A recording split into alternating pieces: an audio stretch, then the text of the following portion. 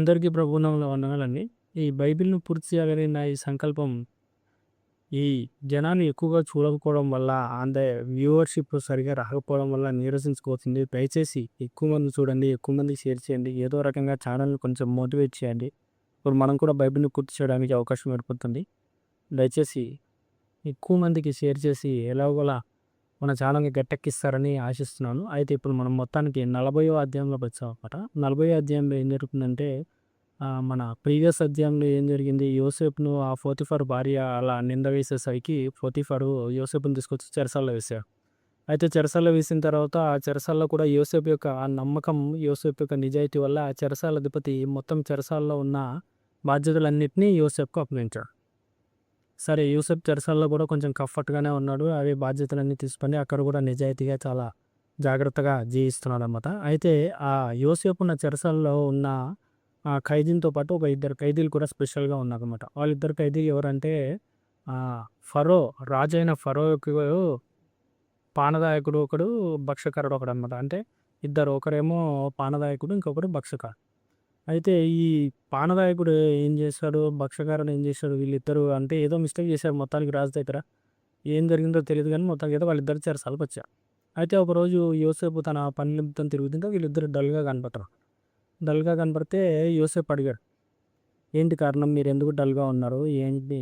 ఏమైంది?" అని చెప్పేసి అడుగుతారనమాట. అడిగితే అప్పుడు వాళ్ళిద్దరు చెప్తారు, "మాకు కొన్ని కలలొచ్చాయి. మాకు కలలొచ్చాయి. ఆ కళ్ళ యొక్క భావం ఏంటో తెలియక మేము విచారంగా ఉన్నాం" అని చెప్పేసి అంటాడనమాట.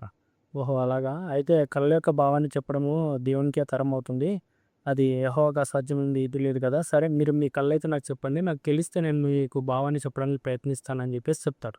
దాంతో ఇద్దరు కళలు చెప్తారు. పానదాయకుడు ఏం చెప్తాడంటే, నాకు మొట్టమొదటిగా వచ్చిన కల ఏంటంటే, నేను పడుకున్నప్పుడు కొన్ని ద్రాక్ష గెలలొచ్చేసాయనమాట నాకు కల్లోకి. ద్రాక్ష గుత్తులొచ్చాయి. ఆ ద్రాక్ష గుత్తులు కూడా ఆహ్, మంచిగా 3 నెలల్లో బాగా అవి కాపుకొచ్చేసి, మంచిగా పువ్వులొచ్చేసి, కాయలు బాగా వచ్చేసాయనమాట. నా చేతిలో ఫరో యొక్క గిన్నె ఉంది.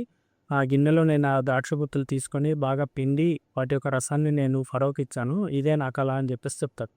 అప్పుడు యోసేపు చెప్తాడు గదా! నీకు ఇంకొక 3 నెలల్లో నీ ఉద్యోగం నీకు తిరిగి ఇప్పించబడుతుంది. ఫరో నీ తలను పైకెత్తాడు. నువ్వు ఇక ఈ ఖైదీగా జీవించవు. నువ్వు మళ్ళీ నీ పాత ఉద్యోగానికి తిరిగి వెళ్తావు. నువ్వు చాలా లక్కీ పర్సన్. నువ్వు చాలా అదృష్టవంతుడివి. ఇలా నీకు 3 నెలల్లో జరగబోతుంది అని చెప్పేసి ఆ పానదాయకుడికి చెప్తా. అది వినగానే భక్షకారుడికి కూడా ఆనందం కలుగుతుందన్నమాట. వెంటనే నాకు గూడా ఒక కల వచ్చింది. అదేంటంటే నా తల మీద 3 గంపలున్నాయి. 3 గంపల్లో కూడా రకరకాల తెల్లటి పిండి పదార్థాలున్నాయి. అయితే ఆ పిండి పదార్థాలన్నీ రాజు కోసం చేసినవి. ఫరో రాజు కోసం చేపించబడిన పిండి పదార్థాలవన్నీ. కానీ వాటిని కాకులొచ్చి తింటున్నాయి అని చెప్పేసి చెప్తారు. అప్పుడు యోసేపు అంటాడు కదా! నీకు ఇంకొక 3 నెలల్లో నిన్ను ఉరికిస్తారు. నిన్ను ఉరికిసిన తర్వాత నీ మాంసాన్ని ఆ కాకులొచ్చి తింటాయి. ఇదే నీ కల యొక్క భావం అని చెప్పేసి భక్షకారుడికి చెప్తాడు. అయితే యోసేపు చెప్పిన విధంగానే అయితే యోసేపు ఏం చెప్తాడంటే ఆ పానదాయకుడికి చెప్పేటప్పుడు, "నువ్విక్కడి నుంచి బయటికి వెళ్ళిన తర్వాత నా యొక్క స్థితిని గమనించి నన్ను ఫరో రాజుకు చెప్పి నా గురించి నన్ను ఎలాగైనా సరే నువ్వు విడుదల చెయ్యి. నా సహాయాన్ని నువ్వు మర్చిపోకు" అని పానదాయకుడికి చెప్తాడు. పానదాయకుడు కూడా సరే అంటాడు. నిజంగానే యోసేపు ఏ విధంగా అయితే చెప్పాడో అదే విధంగా సేమ్ 3 నెలల తర్వాత ఆ ఇద్దరిని విడిపిస్తారు. ఇద్దరిని విడిపించిన తర్వాత భక్షకరుడినేమో ఉరి తీస్తారు. పానదాయకుడికేమో అతని ఉద్యోగాన్ని అతనికి తిరిగి ఇస్తాడు. ఎవరు? ఫరో రాజు.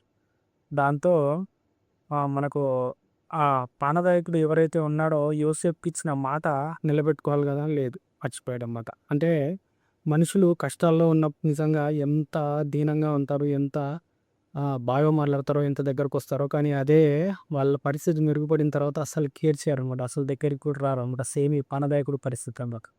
యోసేపు తన గురించి మొత్తం వివరించి నన్నిక్కడ ఏ తప్పు చేయలేదు. నేనిక్కడ అనవసరంగా ఉన్నానిక్కడ. ప్లస్ నీకు హెల్ప్ జరుగుతుంది. హెల్ప్ జరిగినప్పుడు మర్చిపోకు అని చెప్తే అతను సరే అన్నాడు. కానీ ఫరో రాజు దగ్గర ఉద్యోగం రాగానే అతను మర్చిపోయారు. జనాలు కూడా చాలామంది అలాగే ఉంటారనమాట. అసలు మనుషుల యొక్క స్వభావమే అది. అందుకే మనుషులను నమ్ముకున్నట కంటే యెహోవాను ఆశ్రయించడం మేలు అని చెప్పేసి దేవుడు చెప్పాడు. దీని ద్వారా మనం తెలుసుకోవాల్సింది ఏంటంటే, ఎవరైనా సరే మనకు కృతజ్ఞత చూపిస్తే, మనం కష్టాల్లో ఉన్నప్పుడు ఆదుకుంటే, ఈ పానదాయకుడిలాగా మర్చిపోకుండా, వాళ్ళకి కూడా కష్టాలున్నప్పుడు మన నోటి మాట ద్వారా పానదాయకుడు నోటి మాట చెప్తే సరిపోతుందనమాట. ఆ నోటి మాట ద్వారా కూడా సాయం చేయలేని వాళ్ళున్నారు. కనీసం అతన్ని చూసైనా తెలుసుకొని ఇప్పటి నుంచైనా సరే ఎవరైనా సరే మనకు కష్టాల్లో ఉన్నప్పుడు కృతజ్ఞత చూపిస్తే, మనం కూడా వాళ్ళ యొక్క కష్టానికి తగ్గట్టుగా మనం కూడా కృతజ్ఞత చూపిస్తే దేవుని యొక్క దయ మన మీద ఉంటుందన్నమాట. దీంతో మనకు 40వ అధ్యాయం కూడా పూర్తయింది. నెక్స్ట్ మనం 41వ అధ్యాయంలో కలుద్దాం. అలాగే మీరు గనక ఇంకా ఇలాగా బైబిల్‌ని పూర్తి చేయాలి అనుకుంటే నా జర్నీలో మీరు కూడా కంటిన్యూ కావాలనుకుంటే దయచేసి నా ఛానల్ సబ్స్క్రైబ్ చేసుకోండి. లైక్ చేయండి, షేర్ చేయండి, కామెంట్